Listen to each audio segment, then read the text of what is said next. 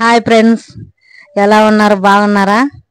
ముందుగా అందరికీ దీపావళి శుభాకాంక్షలు అండి. దీపావళి మండే కాబట్టి ఈరోజు సండే మేము చేపలు తెచ్చుకున్నామండి. చేపలు చాలా ఈజీగా, సింపుల్గా, చాలా రుచిగా, టేస్ట్గా చేపల కూర, చేపల ఫ్రై రెండు చేసుకున్నాం. ఎలా చేసుకోవాలో రండి. ఇక్కడ మేము చేపల మార్కెట్ కాడికి వెళ్ళామండి. అక్కడ వెళ్ళి ఇక్కడ చేపలు చూసి ఏవి బాగున్నాయో మేము ఎప్పుడు తెచ్చుకున్నా కానీ బొచ్చి కానీ రవ్వ కానీ తెచ్చుకుంటామండి. ఎప్పుడైనా కానీ ఎక్కువ శాతం అంటే రవ్వే తెచ్చుకుంటాము. రవ్వ ఇక్కడ చేపలు శుభ్రంగా నీటికి కడిగి తీసుకొచ్చానండి. ఇక్కడ 2 టీ స్పూన్లు ఉప్పు, 2 టీ స్పూన్లు అల్లం చిన్నులపాయ పేస్ట్ అప్పుడప్పుడు దంచింది వేసాను. అదైతేనే ఫ్రెష్గా వేసుకుంటేనే బాగుండిద్ది. 1 టీ స్పూన్ పసుపు, 2 టీ స్పూన్లు కారం, 1 సంబార్ కారం వేసాను, 1 కాశ్మీర్ చిల్లీ పౌడర్ వేసానండి. 2 టీ స్పూన్లు ఆయిల్ వేసాను. వేసి ఇవన్నీ మంచిగా కలుపుకోవాలి. ఈ మసాలాలన్నీ ముక్కలకు పట్టాలి.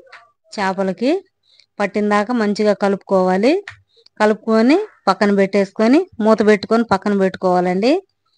ఇక్కడ 3 ఉల్లిగడ్డలు, ఇక్కడ చూసారా నా చేతికి సరిపోయినంత చింతపండు, 50 గ్రాములు ఉంటుంది చింతపండు తీసుకున్నాను. 3 ఉల్లిగడ్డలు, 4 పచ్చిమిరపకాయలు.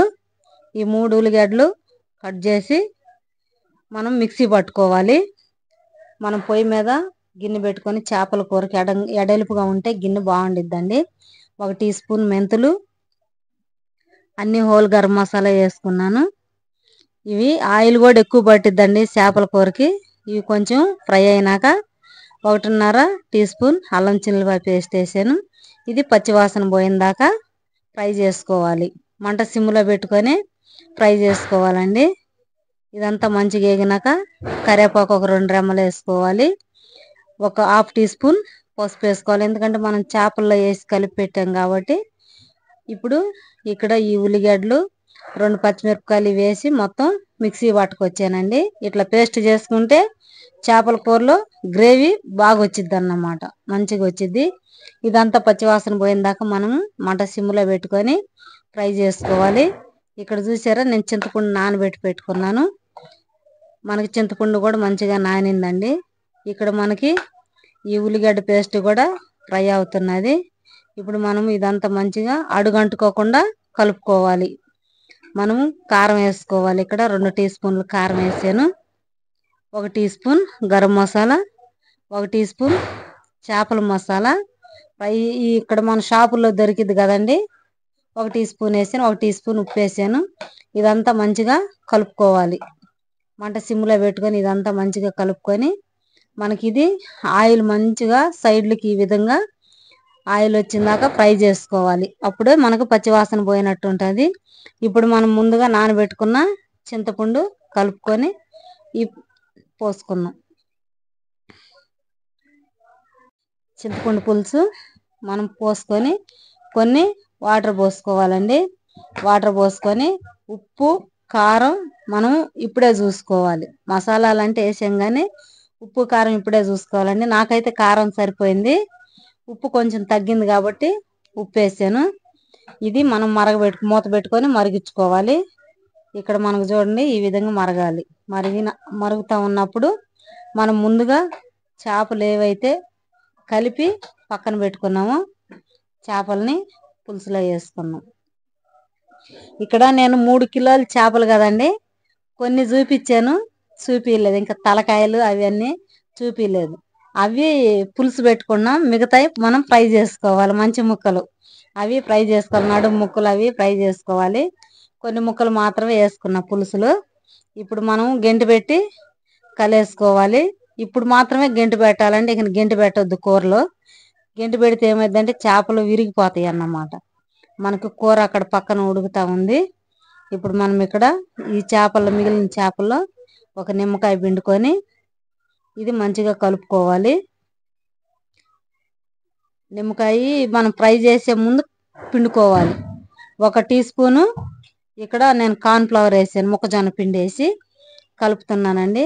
ఇదంతా మంచిగా పట్టినాక కలుపుకున్నాక ముక్కలకు పట్టించుకొని ఇప్పుడు మనం పొయ్యి మీద బాండీ పెట్టుకొని ఆయిల్ పోసుకోవాలి. పెనం మీద కాకుండా మనం బాండీలో ఆయిల్ పోసి ముక్కలు ఆయిల్లో వేసుకున్నాం.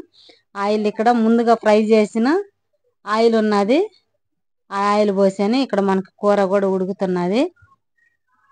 ఈ విధంగా మనం మంట సిమ్లో పెట్టి ఈ విధంగా తిప్పి పొయ్యి మీద పెట్టుకోవాలి, గంటి పెట్టకుండా. మనకు ఆయిల్ కూడా వేడెక్కిందండి. ఇప్పుడు మనం ఆ ఆయిల్లో వేసుకుందాం. వేసుకొని మంట బాగా ఆయిల్ వేడెక్కాలండి. వేడెక్కితేనే మనకి మంచిగా చేప ఫ్రై అవుతుంది. ఇక్కడ మనకి చేపలు కూడా వేగిపోయినాయండి. చేపలు రెండో సైడ్కి తిప్పుకుందాం. తిప్పుకొని మనం చేప వేయంగానే గంటి పెట్టొద్దు. గంటి పెడితే మనకి అదంతా మసాలాలు మొత్తం చేపది ఊడిపోతుంది. మనం వేసినాక ఒక 2 నిమిషాలు అట్లా ఉంచి అప్పుడు మనం రెండో సైడ్కి తిప్పుకోవాలి. ఇక్కడ మనకు చేపలు కూడా ఫ్రై అయిపోయినాయండి. ఇప్పుడు మనము వేరే ప్లేట్లోకి తీసుకుందాం. ఈ విధంగా అన్ని ఇక ఎన్ని వాయిలు అయితే అన్ని వాయిలు మనం ఫ్రై చేసి పక్కకు తీసుకోవటమేనండి. చాలా బాగా చాలా టేస్ట్ రుచిగా కూడా ఉంటాయి. ఇక్కడ మన కూర కూడా ఉడికిపోయింది. కొంచెం కొత్తిమీర వేసుకొని స్టవ్ బంద్ చేసుకుందాం. చేపల కూర మంచి స్మెల్ వస్తున్నది. కొంచెం కొత్తిమీర వేసి అలాగే తిప్పి పక్కన పెట్టుకుందాం. చూసారా గ్రేవీ ఎంత బాగున్నదో, ముక్కలకు బట్టి చాలా బాగున్నదండి. చాలా బాగా వచ్చింది కూడా. మనకు చేపలు కూడా మొత్తం ఫ్రై అయిపోయినాయండి. వేరే ప్లేట్లోకి తీసుకున్నాం. ఈ చేపలని ఉల్లిగడ్డ నిమ్మకాయ పిండుకొని తింటే చాలా రుచిగా చాలా టేస్ట్గా ఉంటుంది. చాలా బాగుండిద్దండి. మీరు కూడా ఈ విధంగా చేసుకోండి, చాలా బాగుంటుంది. మనకి ఇక్కడ కూర కూడా రెడీ అయిపోయిందండి. వేరే ప్లేట్లోకి సర్వ్ చేసుకుందాం. ఈ విధంగా తీసుకుని ముక్క చెదరకూడదు అన్నమాట. చెదరకుండా ఉంటేనే బాగుంటుంది కూర. ఇప్పుడు మనం ఈ గిన్నెలోకి తీసేసుకుందాం. చాలా బాగుంటుంది. ఈ వీడియో కనుక మీకు నచ్చినట్లయితే లైక్ చేయండి, షేర్ చేయండి, సబ్స్క్రైబ్ చేసుకోండి. మీరు కూడా ఈ విధంగా చేపల కూర వండుకొని తినండి. మన వీడియోలు ఎవరన్నా కొత్తగా చూస్తున్నట్లయితే సబ్స్క్రైబ్ చేసుకోండి.